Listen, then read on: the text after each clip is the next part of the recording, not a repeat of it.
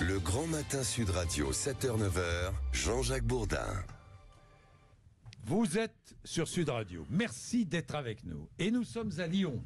Oui, à Lyon, à l'occasion de la fête des Lumières. Franck Maurice est notre invité.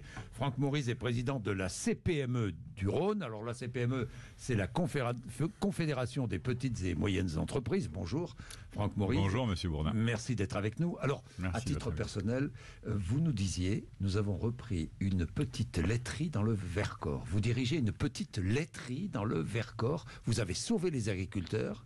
Absolument. Parce que les grands du lait, Lactalis et autres, avaient déserté. Écoutez, ce serait présomptueux de dire qu'on les a sauvés. En revanche, il n'était pas possible pour moi, fils d'agriculteur que je suis, ayant connu la détresse de l'agriculture, la crise de la vache folle, bref, si vous avez vu Au nom de la terre, j'ai vécu ça, la cinquantaine passée, tout nouvellement marié que j'étais, que de ne pas m'inscrire aujourd'hui dans une aventure entrepreneuriale de couple pour apporter ma petite contribution au quotidien de ces agriculteurs et leur permettre, de vivre un peu plus dignement des fruits de leur travail. C'était hyper important pour moi. Bien. Franck Maurice, justement, vous êtes patron d'une PME. Je rappelle que c'est le cœur de l'économie française, les PME, le cœur de l'économie française. Malheureusement, 46% de défaillance, plus 46% de défaillance en un an. La réalité économique pour les moyennes entreprises est grise. Et encore, je ne dis pas noir, mais presque. 250 000 emplois sont menacés à travers des plans de sauvegarde ou de mise en redressement. Que dites-vous ce matin aux députés qui ont voté la censure hier à l'Assemblée nationale ?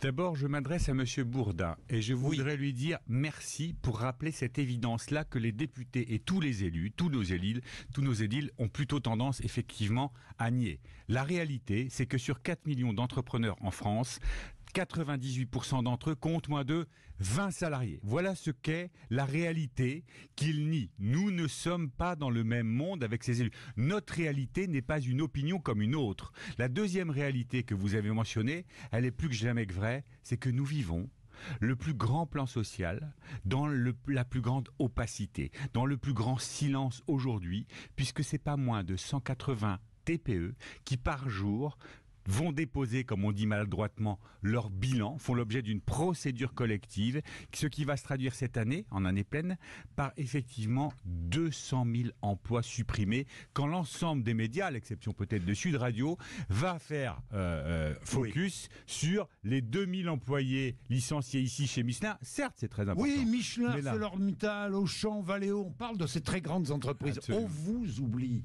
On vous oublie. Vous disiez dépôt le bilan, mais c'est pas le dépôt de bilan. Moi, j'emploierais un autre mot. Je dirais ferme la porte. Ces entreprises ferment la porte. Alors, si effectivement on doit y rajouter ça, déposer son bilan, parce que symboliquement, on va remettre notre bilan au tribunal de commerce, qui va nous proposer soit effectivement un redressement, soit une liquidation. En revanche, là où vous avez raison, monsieur Bourdin, c'est qu'en plus, effectivement, des 70 000 patrons qui vont déposer leur bilan, 30 000 de plus, vont eux fermer la porte sans rien demander à personne. Essorés qu'ils sont, fatigués qu'ils sont de la conjoncture, des aléas, du contexte qui est si pesant pour le petit patron, et ça n'est pas péjoratif dans ma bouche, qui a tout risqué, y compris son avoir, ses économies, pour créer ici un emploi, embaucher. Ce sont les derniers qui vont risquer pour inventer le lendemain, et ceux-là, il est grand temps de les réhabiliter. Vous avez raison, on ne sera jamais assez nombreux pour le faire. Que dites-vous justement aux députés ? Est-ce irresponsable ?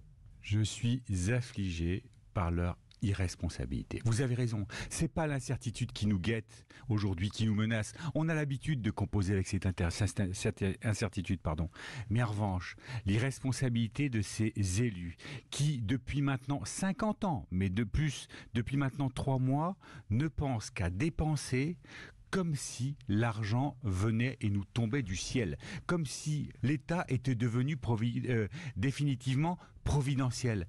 La réalité, notre réalité, c'est la réalité de bon sens, c'est la réalité de mon grand-père qui veut, monsieur Bourdin, que seul le travail et l'investissement créent de la richesse, qui veut que nous serions capables de redistribuer exclusivement ce que nous avons produit, qui voudra demain qu'on ne dépensera pas plus qu'on a gagné. Voilà cette réalité qu'on essaye de faire entendre un peu vainement à ces députés qui n'ont jamais été aussi déconnectés de la réalité de nos TPE. Franck Maurice, restez avec nous. Nous sommes aussi avec Guillaume Lamy, qui est rédacteur en chef de Lyon Capital. Vous entendez le plaidoyer.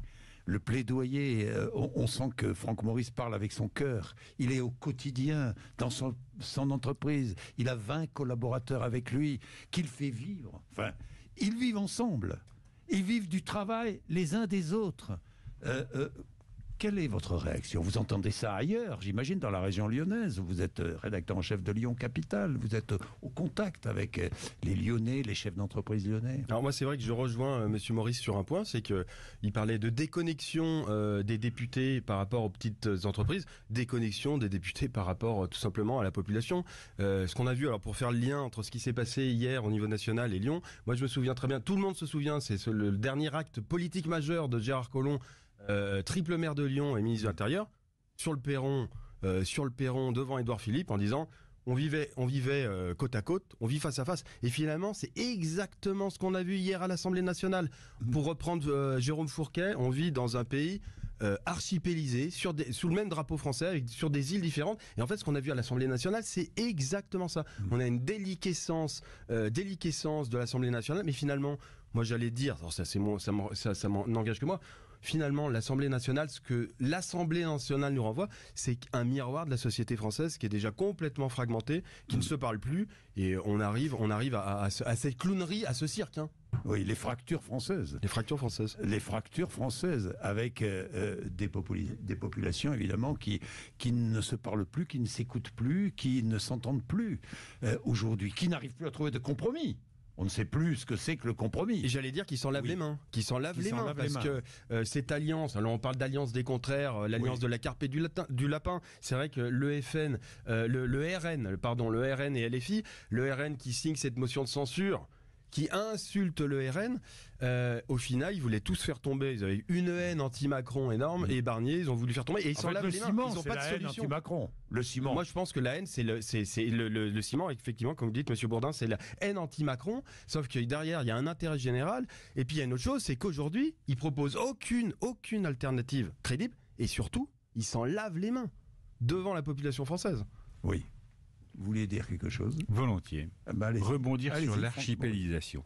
Oui. Effectivement, jamais je n'ai eu une telle impression qui consiste à penser que nous vivons dans deux mondes différents, le monde politique et le monde économique. J'ai l'impression d'avoir affaire, quand je côtoie les élus, d'où qu'ils soient, d'où qu'ils viennent, au monde de l'incantation, au monde de l'indignation, pour moi, ici, représenter le monde de l'action, le monde des solutions. Rien ne se fera sans les chefs d'entreprise qui risqueront pour inventer nos lendemains. N'attendons plus grand-chose de ces élus si déconnectés de la réalité. Les chefs d'entreprise et leurs salariés. Vous avez raison. Est-ce que je peux rajouter un truc? Oui, j'ai une conviction aujourd'hui, peut-être pas une certitude, mais que c'est la nouvelle lutte des classes n'opposera plus demain, effectivement, les patrons à leurs salariés, mais opposera demain ces fameuses forces productives qui concentrent 4 millions de patrons et leurs 20 millions de salariés, et les forces dites administratives qui nous interdisent et nous empêchent de faire. Nous parlerons tout à l'heure, Guillaume Lamy, de la Fête des Lumières. Hein, dans ce contexte politique national, à Lyon, on va quand même fêter ces Lumières, les Fêtes des Lumières. 25 ans cette année, 25 ans de la Fête des Lumières, qui est une Fête des Lumières qui rayonne sur Lyon et puis qui rayonne bien au-delà des frontières lyonnaises, effectivement. Bien, on se retrouve tout à l'heure. Merci messieurs, on se retrouve tout à l'heure dans un instant. Nous sommes avec nos auditeurs, évidemment. Vous savez que c'est la priorité sur l'antenne de Sud Radio. Nos auditeurs, vous avez la parole. 0826 300 300, à tout de suite.